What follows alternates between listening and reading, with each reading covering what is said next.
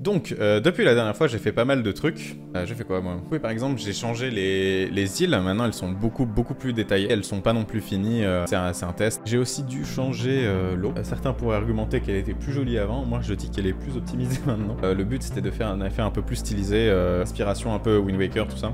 Un truc qui m'a pris 10 000 ans aussi. Le comportement normal d'un personnage, d'un objet physique dans Unity, de base, si on n'y change rien, c'est ça. Donc ça veut dire que, en gros, si le joueur se trouve sur une plateforme qui bouge, jamais, si on n'y change rien en tout cas, jamais il va bouger avec. Par exemple, dans Mario, quand vous voyez le personnage qui bouge avec la plateforme, c'est pas du tout un comportement normal d'un moteur physique de jeu vidéo, ça. C'est un truc qui est fait en plus. En fait, il y a beaucoup de manières de faire ça, sauf qu'elles ont toutes leurs défauts. Du coup, je me suis un peu cassé la tête à essayer de savoir laquelle serait la mieux pour moi. Mais du coup, ouais, j'ai réussi à en faire une où en fait le joueur va pouvoir bouger sur une plateforme, mais en même temps va bouger avec. Voilà. Mais donc pourquoi j'ai fait ça? Quand on entrait dans le bateau, on prenait le contrôle direct du bateau, on avait ce petit bateau là, etc. Moi j'aimerais bien que tu contrôles tout le temps le personnage et que ce personnage puisse interagir avec des trucs sur le bateau. Pour le contrôler, toi tu changes pas ton map de contrôle. Malheureusement ce bateau va devoir dégager et on va avoir besoin d'un bateau qui a plus d'espace et plus modulaire, qui va pouvoir s'agrandir en fait au fur et à mesure du temps. Je vire celui-là et on va en faire un nouveau. Donc voilà, on a cette nouvelle base de bateau, donc on a une plateforme qui est déjà un peu plus grande et on va pouvoir un peu bouger dessus. Et on va surtout pouvoir rajouter des petits modules de bateau au fur et à mesure.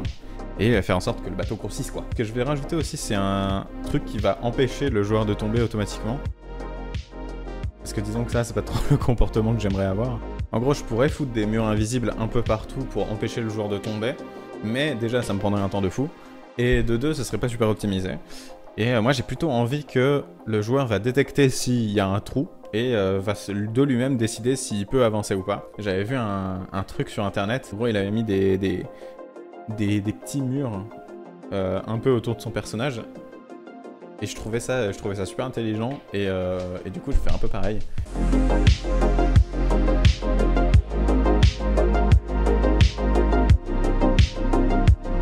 Donc ce que j'ai fait au final, c'est un truc beaucoup plus simple. Disons qu'en fait on n'a pas du tout besoin d'avoir des vraies collisions, ça donne un effet un peu cool, mais en fait moi ce que j'ai fait c'est juste un truc qui va détecter s'il y a un trou devant le personnage, arrêter son mouvement en avant en gros s'il y a rien quoi. Moi ce que j'aimerais bien en gros c'est que quand on se bloque sur un côté, que de base ça bloque un peu le joueur pour éviter qu'il tombe si c'est pas ce qu'il avait envie de faire, mais que si le joueur insiste un tout petit peu, là tu vas sauter à l'eau. Ok.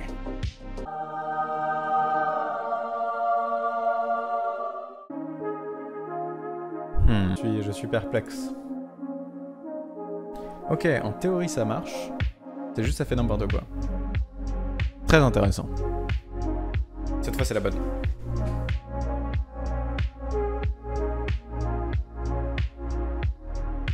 On a quelque chose. C'est presque que ça. Oui, c'est ça qui est bien avec le visual scripting. C'est que c'est très facile de débugger. Donc en fait on est tout de suite tenté de faire n'importe quoi et voir si ça marche et corriger les erreurs. C'est une méthode, on peut la critiquer. Moi j'aime bien. Là ce que j'essaye de faire c'est le script de la flèche de la dernière fois. J'essaye de l'adapter pour pouvoir faire sauter les personnages. Je pensais que ça serait facile. Il y a 2-3 problèmes avec cette idée.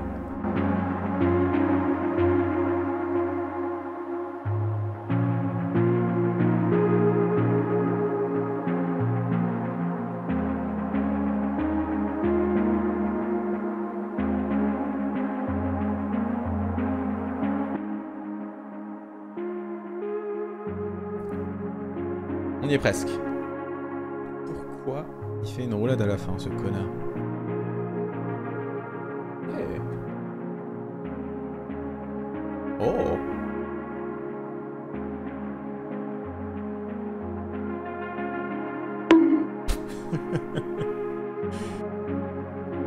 Des fois, il a un petit rollback que je n'aime pas trop. Et voilà, là, il vient de le faire. Et je sais pas pourquoi. Bon, j'ai fait un peu n'importe quoi, et il apparaîtrait que j'ai réglé le bug. Donc voilà, hein, maintenant on peut sauter comme ça et passer d'une plateforme à l'autre. Donc maintenant qu'on a ça qui marche 99,9% du temps, on va essayer de faire un autre truc, c'est de faire en sorte que le personnage puisse nager, puisse se promener un peu autour du bateau comme ça. Donc let's go.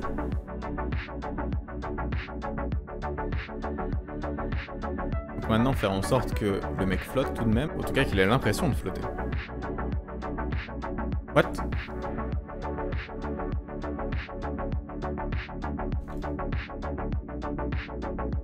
Donc voilà, maintenant le personnage peut sauter dans l'eau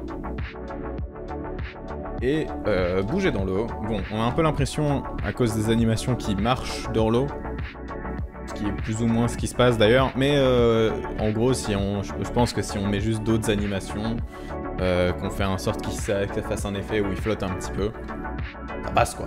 Petit problème par contre, c'est que il peut pas remonter, c'est un peu con, mais bah, je vais faire en sorte que ce soit possible.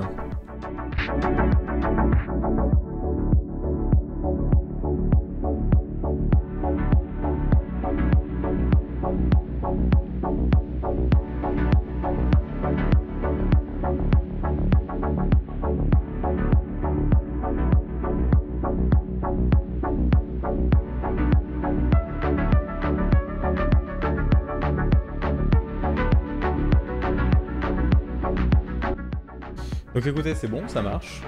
On peut aller dans l'eau. On peut remonter. On peut aller sur une autre plateforme. Ça demande encore un peu de polish, hein, comme d'habitude, mais l'important c'est que ça marche. Donc bon, mission accomplie.